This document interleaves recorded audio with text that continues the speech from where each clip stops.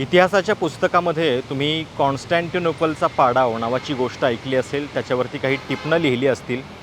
25 जुलै 2026 ही तारीख लक्षात ठेवा. ही तारीख मोदी सरकारच्या पाडावाची ठरणार का? कारण तरुणाईच्या दबावापुढं झुकून पंतप्रधान मोदींना त्यांच्या मंत्र्याचा राजीनामा घ्यावा लागणार का, याचा फैसला पुढच्या काही तासामध्ये होणार आहे. 3:30 ते 4 वाजेपर्यंतची वेळ जी आहे ती आंदोलकांनी दिलेली आहे. आणि नॉन निगोशिएबल म्हणजे या गोष्टीवरती चर्चा होणार नाही, हे त्यांनी काल सरकारच्या प्रतिनिधींना ठणकावून सांगितलेलं आहे. आणि हा फरक आहे या आंदोलनामधला.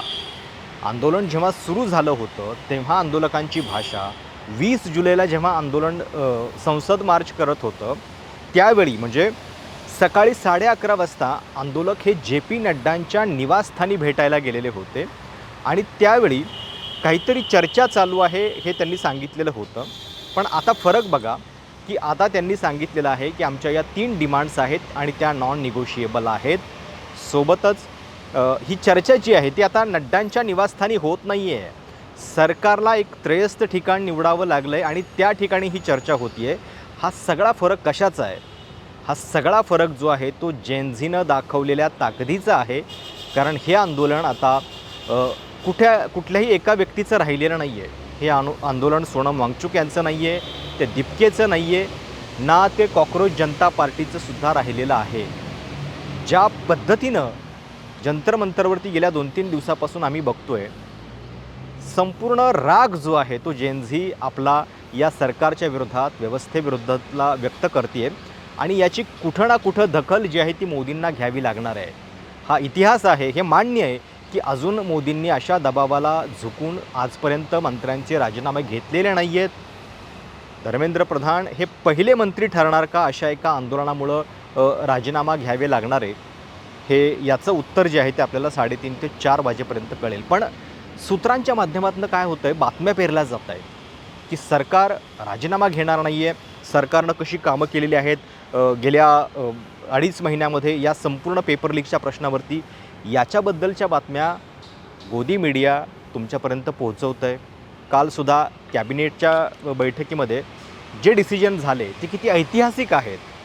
शिक्षण सचिवांना बदललं, पण त्या जागी जो गंगवार म्हणून दुसरा सचिव आणलेला आहे त्याची पार्श्वभूमी अजून वादग्रस्त आहे. फास्ट ट्रॅक कोर्टाबद्दल तुम्ही सांगताय, ऑलरेडी देशामध्ये 880 फास्ट ट्रॅक कोर्ट्स आहेत आणि या पेपर लीक फुटीबद्दल 2024मध्ये स्वतः मोदींनी जे वक्तव्य केलेलं होतं त्याच्यानंतरसुद्धा पेपर फुटी जी आहे ती थांबलेली नाही आहे. म्हणून यावेळी या सगळ्या आंदोलकांना काहीतरी ठोस पदरामध्ये हवं आहे. अगदी थोड्या वेळापूर्वी कॉक्रोच जनता पार्टीचे जे प्रवक्ते आहेत आशुतोष रांका यांनी काय केलं आहे, एक विधान केलं ते फार महत्त्वाचं आहे. They had given us the time for 3:30 to 4 PM today. The location has not been finalized. Discussions are very clear. We should get written confirmation for the 2 demands on which there has been in principle agreement. ज्या 2 मुद्द्यांवरती सरकारनं सहमती दाखवलेली आहे त्याच्याबद्दलचं आम्हाला लेखी आश्वासन हवं आहे. आणि दुसरी गोष्ट म्हणजे we need clarity over Dharmendra Pradhan, whether they will seek his resignation or not. We want an answer in yes or no because there is not much scope for deliberation. म्हणजे धर्मेंद्र प्रधान यांचं तुम्ही काय करता हे तुम्हाला सांगावं लागेल, त्याच्याशिवाय हे आंदोलन जे आहे ते संपणार नाही आहे. बघा आंदोलनाचा मूड कसा बदलत गेला आहे. परवा दिवशी सोनम वांगचुक यांचं उपोषण सोडल्यानंतर अनेकांना असं वाटत होतं की बहुतेक सरकार जे आहे ते आपली जुनी फेमस डिवाइड अँड रूलची पॉलिसी यशस्वीपणे राबवेल.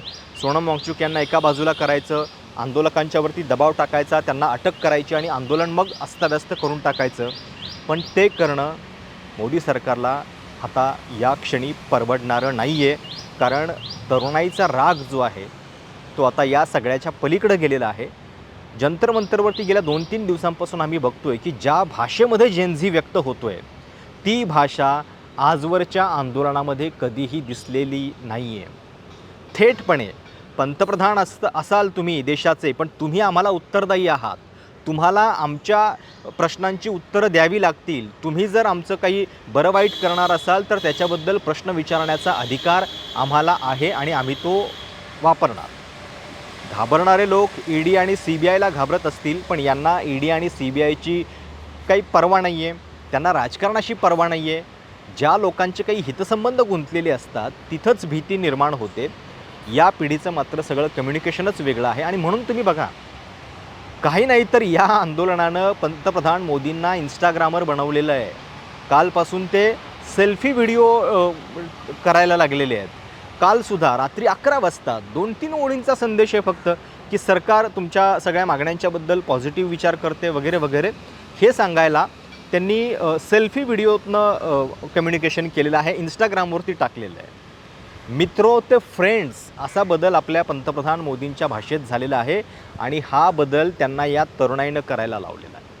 अर्थात केवळ भाषा बदलून, केवळ कम्युनिकेशनचं माध्यम बदलून तुम्ही या तरुणाईला शांत करू शकत नाही. तुम्ही कृती काय करता? जर या पिढीला लिबर्टी आणि फ्रीडम ही तत्त्व महत्त्वाची वाटतात, तर ती देण्यासाठी तुम्ही काय करताय? तुम्ही अकाउंटेबिलिटी देताय की नाही? हा प्रश्न जास्त महत्त्वाचा आहे. आणि जर म्हणजे मागचा इतिहास सोडून द्या, अनेक विश्लेषक हे सांगतायत की याच्या आधी असा राजीनामा झालेला नाही आहे, मग आत्ता एक राजीनामा घेतला तर कदाचित मालिका लागेल, अशा पद्धतीनं प्रत्येक मुद्द्यावरती राजीनामा घेण्याची वगैरे वगैरे. पण यावेळी जर हा राजीनामा नाही घेतला तर त्याचा सगळ्यात मोठा परिणाम जो आहे तो धर्मेंद्र प्रधान यांच्यावरती होणार नाही आहे. तो परिणाम मोदींच्या पॉप्युलॅरिटीवरती होणार आहे. 2014च्या आधी भाजपनं एक अख्खी मोहीम राबवली, राहुल गांधी हे कसे पप्पू आहेत हे ठरवण्यासाठी. पण इथं कुठली मोहीमसुद्धा राबवायची गरज उरलेली नाही आहे.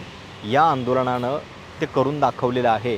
पंतप्रधान मोदींच्या तथाकथित इमेजला पूर्णपणे नेस्तनाबूत करण्याचं काम या आंदोलनानं केलेलं आहे.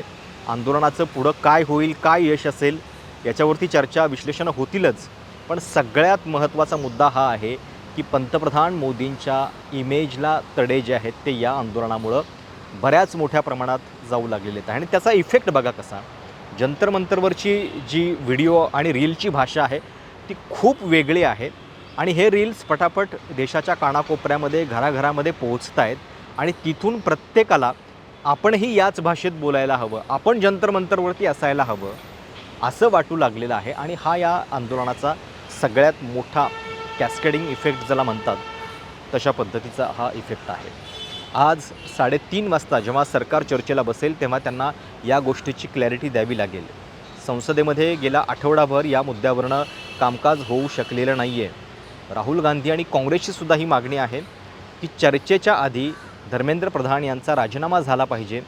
सोमवारी अधिवेशन चालू होईल पुन्हा, त्याच्या आधी सरकार हा राजीनामा घेतं आहे का हे बघावं लागेल. दुसरीकडे बघा, सरकारची कूटनीती अजून चालू आहे. एकीकडे या सगळ्या गोष्टी सरकार करतं आहे, पंतप्रधान मोदी इन्स्टावरनं संबोधित करतायत, प्रतिनिधी जाऊन भेटत आहेत नड्डा आणि जितेंद्र सिंग. दुसरीकडे पोलिसांची दडपशाही चालू आहे. दिल्लीतल्या JNU आणि जामिया विद्यापीठातल्या प्रशासनानं या विद्यार्थ्यांच्या आंदोलनामध्ये तुम्ही सहभागी होऊ नका अशा पद्धतीच्या नोटिसा आणि सर्क्युलर काढलेला आहे, ज्याचा थेट निषेध जो आहे तो आंदोलक करत आहेत.